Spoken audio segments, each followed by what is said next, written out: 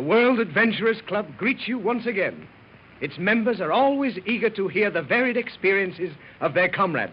And at this meeting, we find their attention focused on a dark, suave-looking gentleman, quiet yet alert, whose piercing eyes are now laughing. Captain Fabian of the French Secret Police. Well, wasn't that a yarn, eh? Oh, what a yarn. You know, Captain Fabian, your presence gives a continental touch to our lounge. We're honored to have you with us, sir. Thank you, gentlemen. But it is I who should be honored at being invited to join your membership. The club is known all over the world. For the most part, we have succeeded in our professions because of physical endurance and knowledge of the countries in which we work.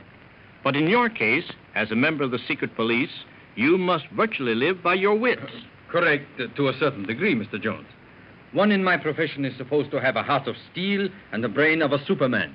But there are times when the cold heart is moved, and the Superman is merely a man after all. Well, that sounds as if you might have a story for us, Fabian. And since you mention your heart, I might add, cherchez la femme. Your deductions are startling, Mr. Chairman. I thought that I knew my business, but in comparison to you, I am but a novice. I'd hardly say that.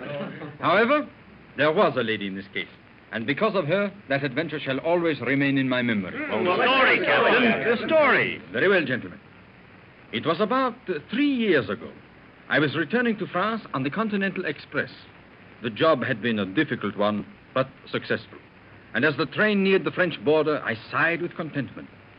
Soon I would be in La Belle France, and I looked forward to a good vacation with all the luxuries I had been without for the past week. Wine, song... And a lovely lady? Well, I was coming to that. Just as I was relaxing in the privacy of my compartment, there came a knock at my door. Hesitant, fearful.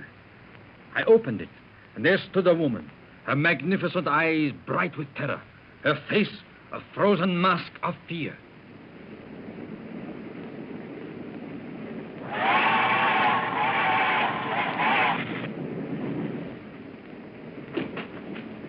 May I come in for a moment? Why? Please don't refuse me. I must talk to you. Of course. Come in. Please be seated. I cannot help but notice that you are frightened. Will you have some wine? Yes, thank you. You seem to think that I can be of service to you. Oh, I know what you are thinking. All men know me for what I am. A parasite to be found in all the playgrounds of the wealthy. Monte Carlo, Nice, Rome, Paris. But I don't care what people think anymore. I live only for one thing. Your wine, madame. Oh, thank you. You are very kind and very understanding. But I am going to ask even more of you. I am at your service if it is within my power.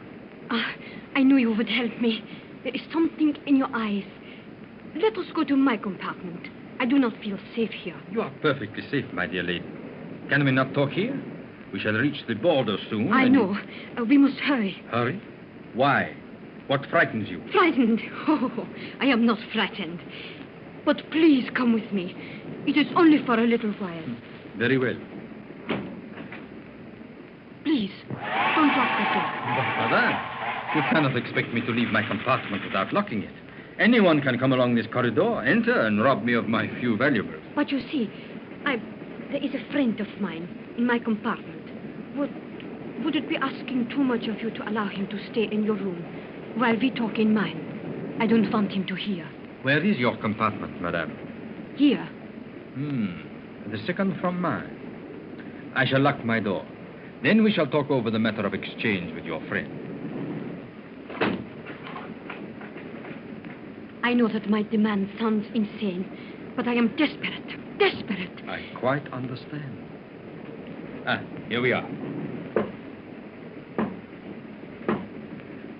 Eric, it is Catherine. Very well. Eric, this gentleman may be able to help us. I was hoping that you could stay in his compartment until I explain to him... Just why do you want me to take his place until we get over the border? What? Just what do you mean by that remark? Do you take me for a complete fool, my friend? Madame Subterfuge would not fool a peasant. She trembles when I mention crossing the border. Why should she bring me here and send you to my compartment? Is it because we resemble one another? Eric! Hush, Catherine. Since you have guessed our plan, I will reveal why we attempted to gain your aid. You see, we are on our honeymoon, and have heard that friends will stop the train at the border and try to part us. Yes, that's it. And we don't want to be parted on our honeymoon, you know. Your acting is superb, and might have fooled me, had I not known Your Highness. You recognize me? Who are you? Captain Fabien of the French secret police, madame. And it is my business to know the movements of European royalty. I know that His Highness has been exiled. That is no crime. Granted. But if such is the case, why do you want me to take his place? To be sure, I resemble him in build and coloring, even to the mustache. You attempted to trick me into being with you when the train is stopped. Why is the train being stopped? I shall tell you the truth, Captain Fabien. Very kind of you, since it seems to concern me so vitally. My people agreed to give me freedom if I left the country. Since Catherine has been my only solace in my darkest hours, I determined to take her with me in an attempt to regain some semblance of happiness. But a short while ago, a loyal friend sent me word that the express is to be stopped at the border. I am to be kidnapped, taken away, and murdered. Why? Since you have agreed to go into exile? The new party has decided to take no chances. Since a member of the royal house is still alive, the Republic can have no safety. If they kill me, they kill the monarchy. I am the last of my line. Oh, Captain Fabien, if you have any mercy, help us, help us. Your means of seeking aid was scarcely a happy one. I know, but I was mad with terror. I love Eric. I love him more than anything in the world. And I'd do anything to save him. To understand anything. Even to killing me? If it were necessary, yes. Catherine, my dear. Oh, mein Lieber, do you think I will allow them to stop us now, just when happiness is in sight? Do you think I have lived in terror and heartbreak these past months? To allow a few hours to take everything from me? My dearest. The train. It is stopping. We must have reached the border. Captain Fabien, what are you going to do? Dear Catherine, do not forget the captain has a code of ethics. His duty. What do I care about duty? Has duty turned his blood to ice, his heart to stone? Has he never loved that he can stand aside in the name of duty and allow an honorable gentleman to be murdered by assassins?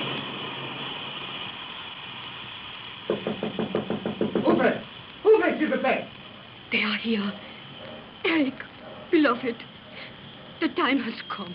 Bravely, darling. Smile, as I am smiling. Ouvre. One moment. Quick, Your Highness. Behind those curtains. When I leave the train, go to my compartment. Here's the key. Send my luggage to the main office in Paris when you are safe.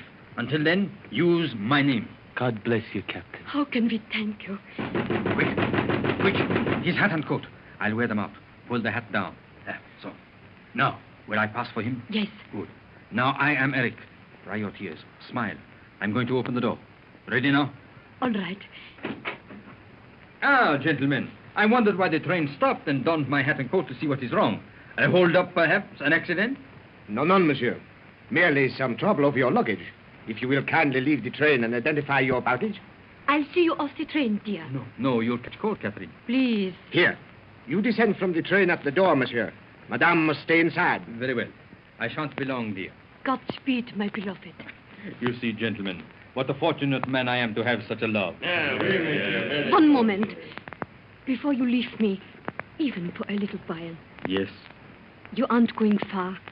You shall be safe. But one kiss before you go. My dear. Oh.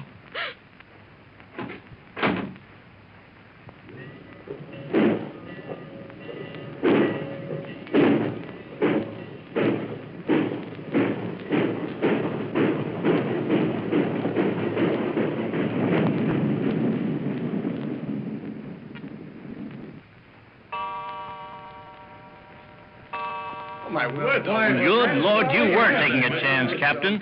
Weren't those assassins angry when they found out they had been tricked? Well, I played what you call dumb. I showed them my credentials and said Catherine and I had been together during the whole journey. Well, you certainly had your nerve with you. In view of my papers, they took it for granted that someone had given them false information. Well, but, you know, just what happened then? You know, hired murderers never have a great amount of intelligence. They never think, but only do as they are told. Well, that's a comforting thought. They weren't bad fellows for that time. They even went so far as to drive me to the nearest civilization. Hope to get in my favor that way, I imagine. Good heavens, what iron nerve. No, not at all. Almost every man is a murderer at heart sometime or other in his life.